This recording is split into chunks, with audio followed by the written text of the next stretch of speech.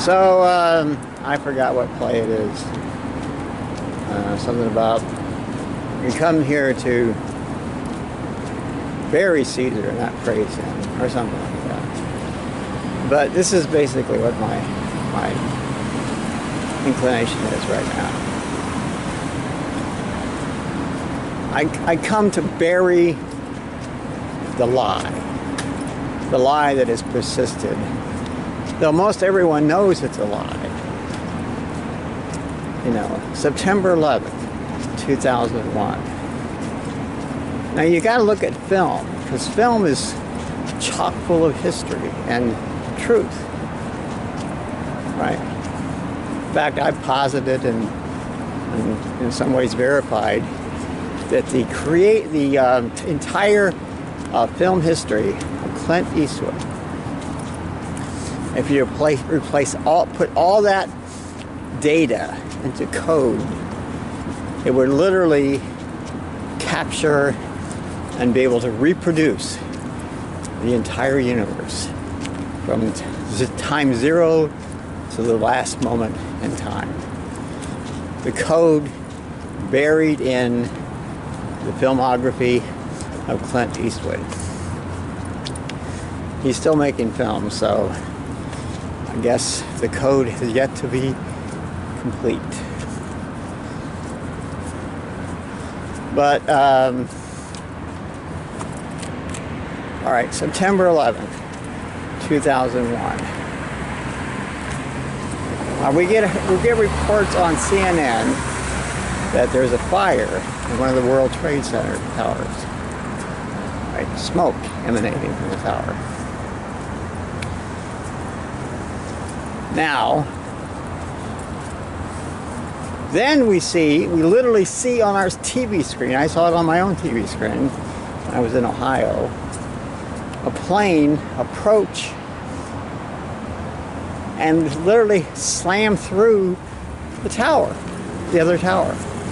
So now we have two towers aflame, on fire, right?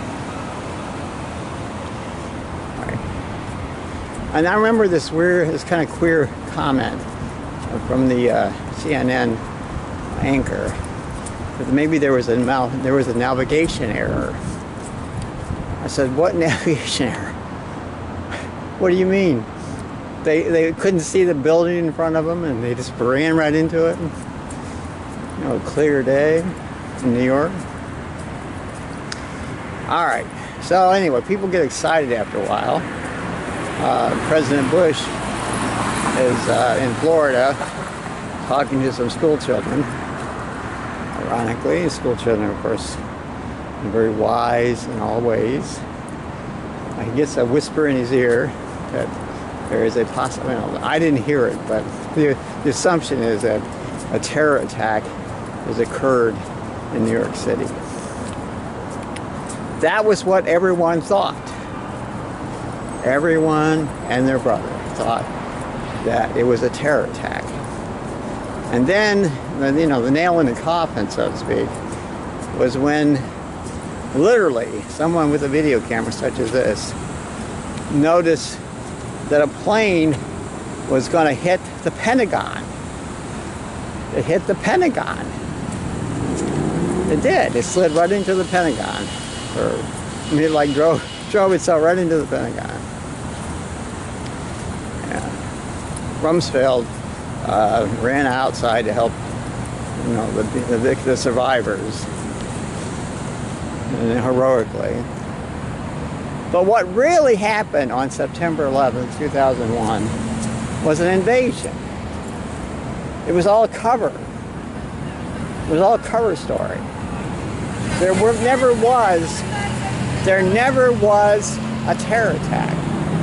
These guys that purportedly, you know, drove these planes, hijacked the planes with box cutters, etc., etc.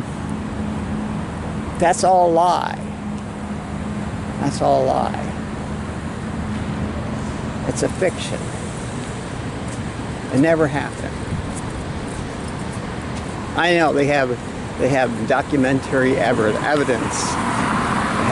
They have committees and investigative bodies that confirmed that it was a terror attack and the Saudis were heavily involved and blah, blah, blah.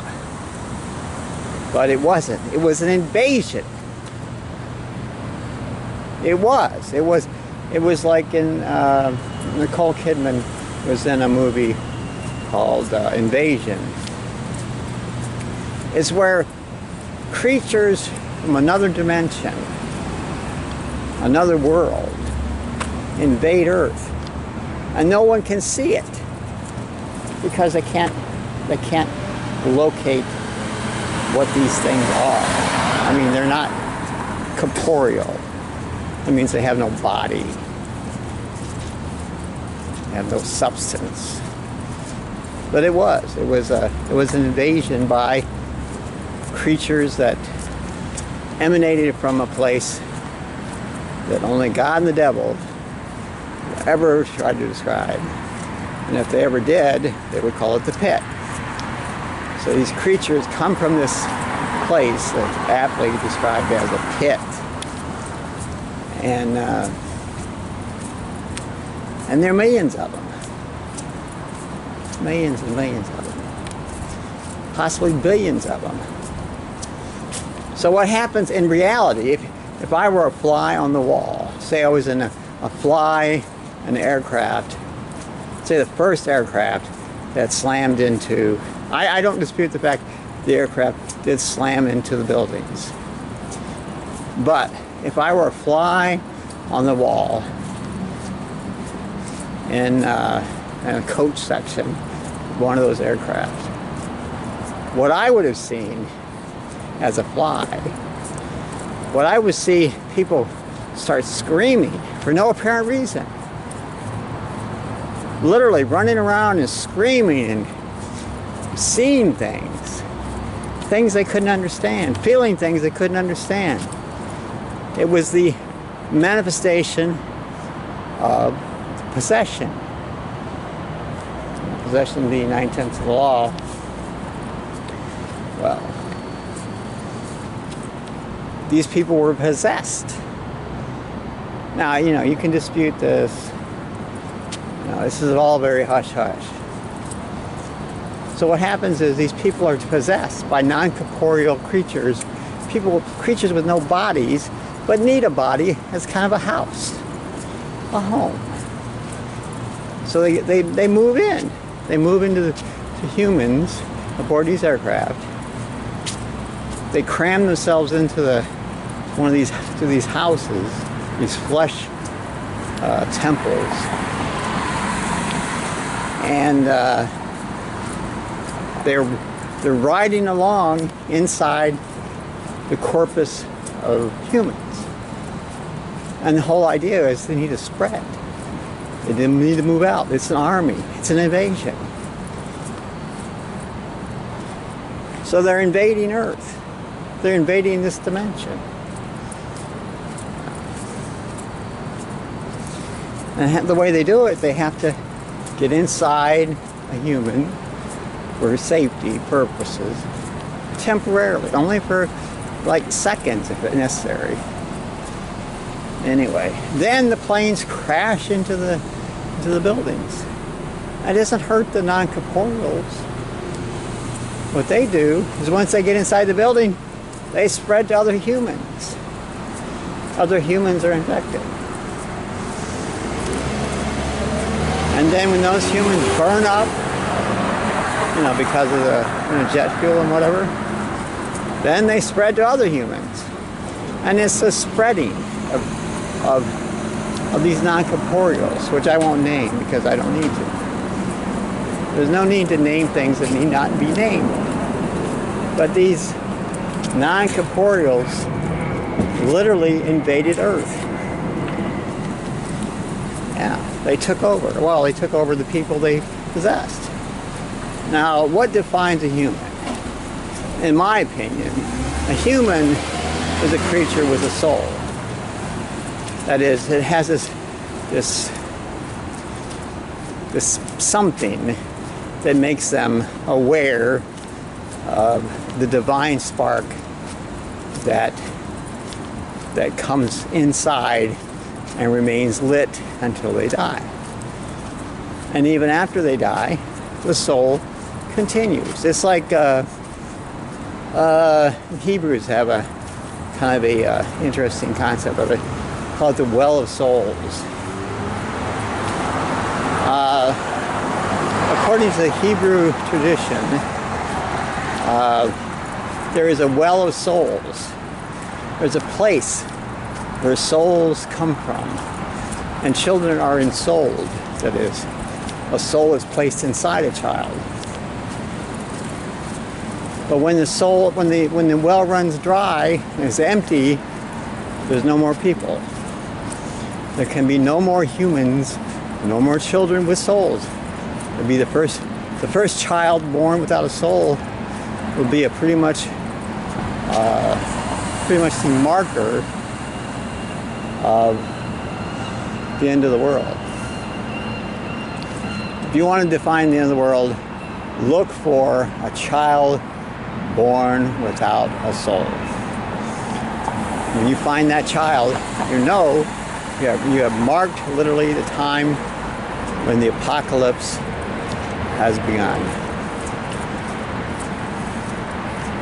But anyway, but now the non-corporeals don't like souls. Souls are like little microprocessors. Yeah, they aid the human in processing the worldview of their place. Their place in the world is defined in a certain way. It's like in that movie AI, where remember the child, little boy, who's actually not a little boy but a robot, an android. Well, he bonds himself to his mother, you know, because that's his programming. Yeah. And he can't lose that bond because the programming won't let him lose that bond. That's the way it is with souls. Souls will always have an affinity for the human in which they were housed originally. So like the souls may have vanished, kicked out by the non-corporeals, literally frightened out of the body, thrown to the wind, and the air is full of souls that have no bodies, that have left the corpus. But they're still around. It's like in the movie Body of Lies. Remember when Buddy is getting ready to be tortured by I can't remember, the Terror Master, who was commonly known, or well, his euphemism is the white whale. But he says, the guy says, "Are you the Sheik?" He says, "No, I'm not the Sheik." Anyway, but he makes this comment that's very fecund, which is a $10 word, means, well, important, something memorable. He says, "They are with us, even though we do not see them." That's the way it is with souls. They are here, even though you cannot see them. So anyway, but the United States government, I guess, consulted some what I call juju men, wise men in the occult and prophecy, and they knew that that day, 9/11/2001, prophetically was important. It had always been possible that it couldn't occur. Oh, it's kind of a double negative. But, which isn't a faux pas, but excuse me. But they realized that it had occurred. And they explained to the powers that be, the higher-ups, including Vice President Cheney and President Bush, that this was not an attack by the Saudis. It was not an attack by bin Laden. It was not an attack orchestrated by any human. It was an attack on the very nature of reality in this dimension by non-corporeals. in prophecy, well, the first letter of their name is N, as in Niger or Nancy. So anyway, so the creatures spread. They spread from New York. I actually found a map. I actually did. I found a map. You have to have an eye for these things. I do. Who are you? Well, I call myself the Gulf Delta, which, you know, is a fancy kind of obtuse way of saying God, devil. That is, one who is both God and the devil. But let's not go into that. We don't need to go into that.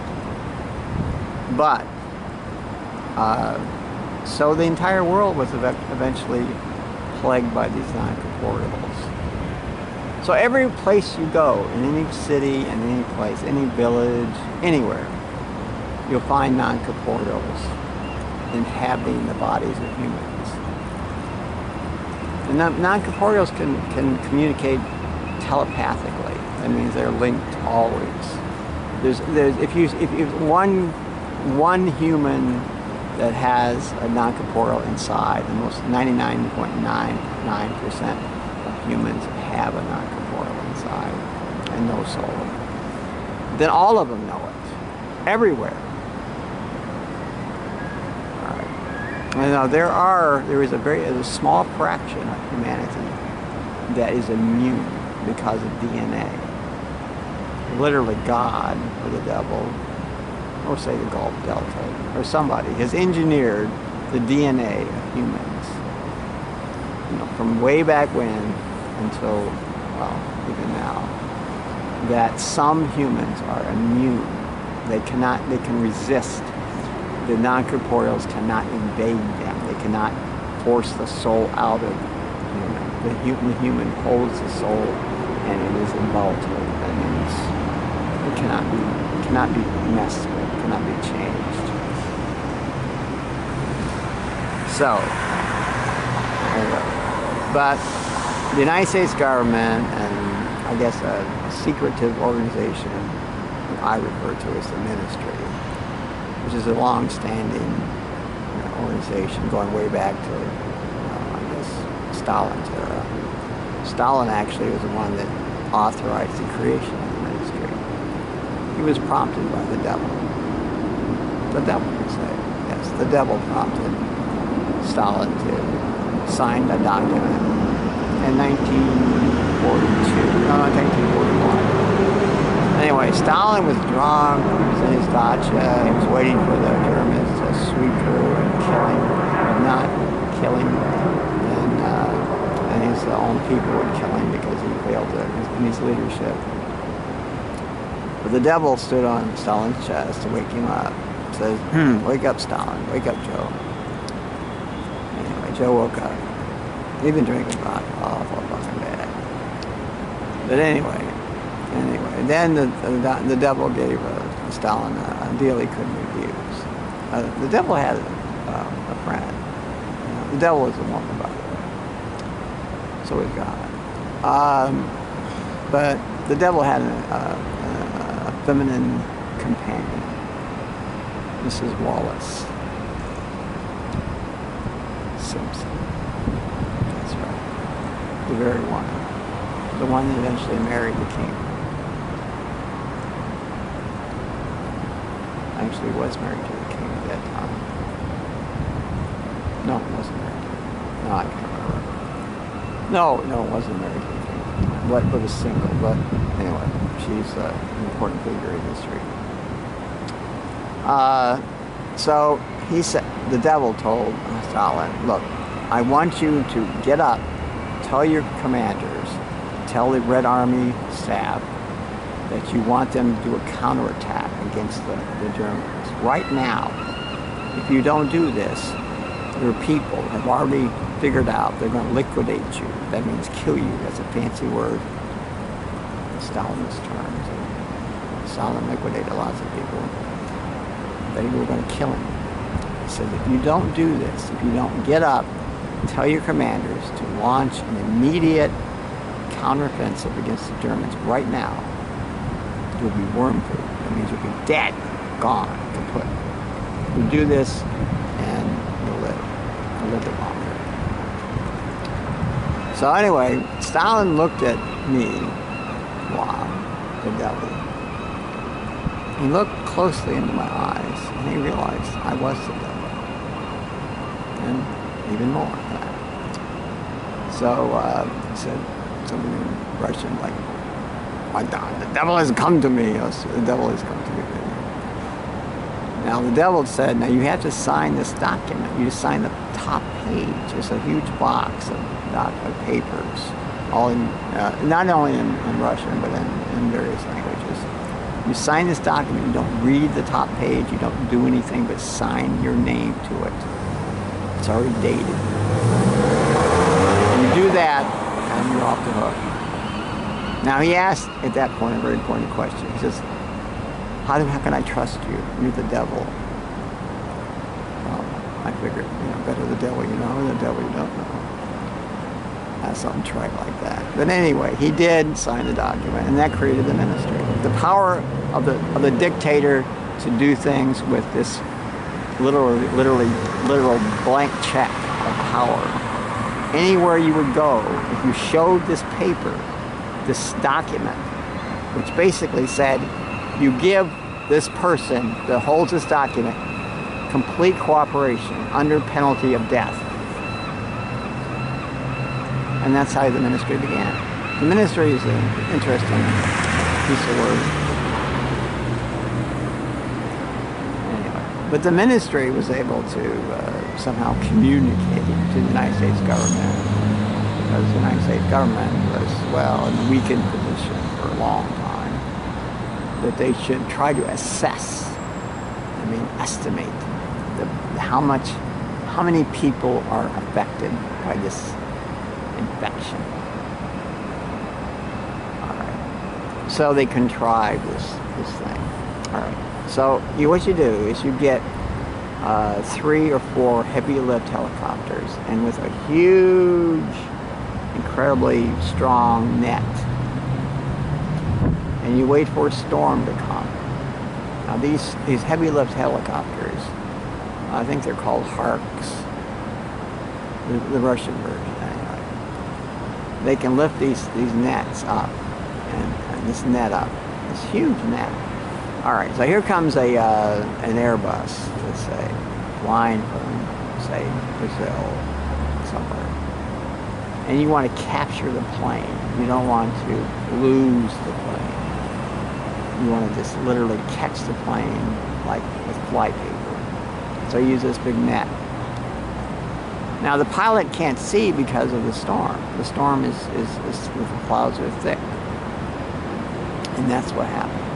When Air France disappeared off the radar, it was in fact a planned capture of an aircraft, facilitated by the ministry and of course the United States government.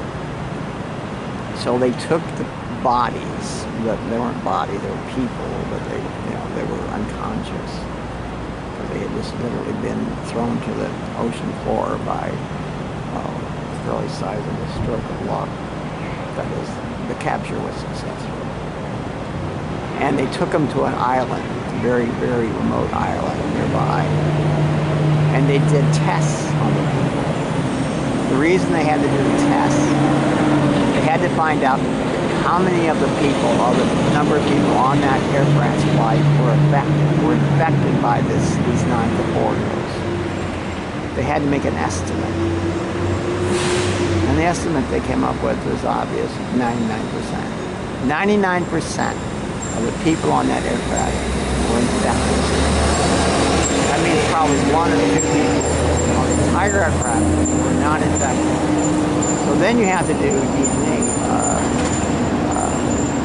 measurements, samples, do a lot of lab work. In time, it was completed. The report was rendered to the White House, who officially knows nothing. The Bush White House knows nothing. Just like the Obama White House knows nothing. And the Trump White House knows nothing. Officially. plausible deniability. But and what they did is they gave some kind of amnesia drug to the people on the flight, so they couldn't remember who they were, where they came from, and they planted memories in their head. But remember, the 99% of them are non-corporeals anyway, so it doesn't matter. It doesn't really matter. So they just walked away and lived for another day or two. They were probably murdered because of convenience. Because you don't want to leave any witnesses. But they let them go. But I guess when some one of them started to chatter about their feeling that they were on a plane that crashed into the ocean and they were on Air France, blah, blah, blah, that's when they began to liquidate those people. So officially they all died anyway. Probably except for the one or two exceptions, that is the people that weren't affected by the infection. Now, Mossad and the Israelis know about this. The Saudis know about this. Even the U.S. knows about it. Most everybody knows about it. I know about it because,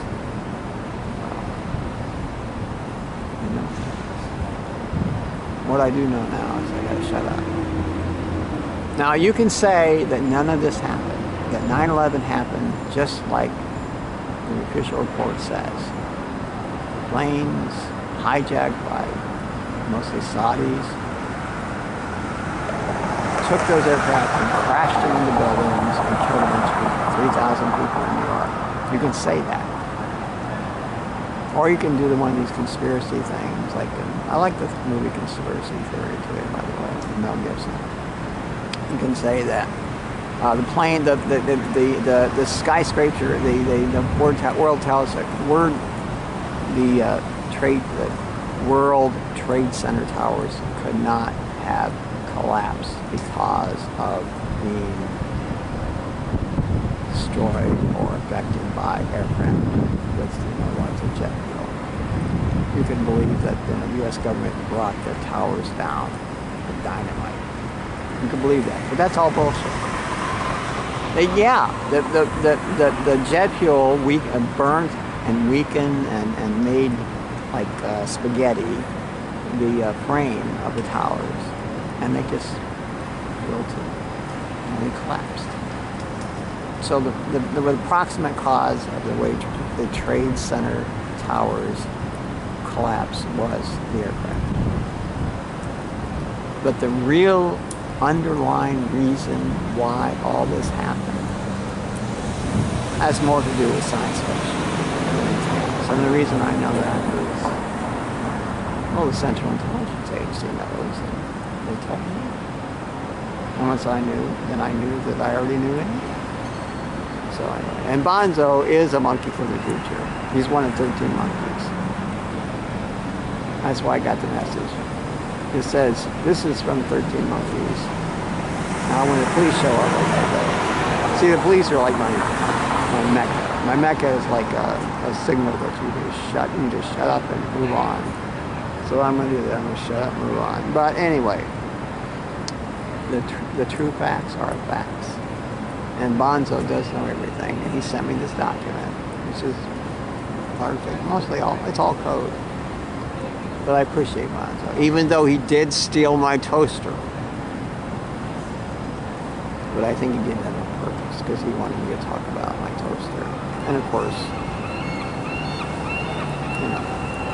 the movie, Babylon. And, no, not the movie, the other one,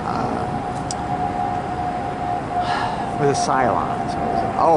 Battlestar Galactica. He wants me to talk about that. Yeah, I'm going to talk about that next. That's interesting. And there goes a plane up in the sky.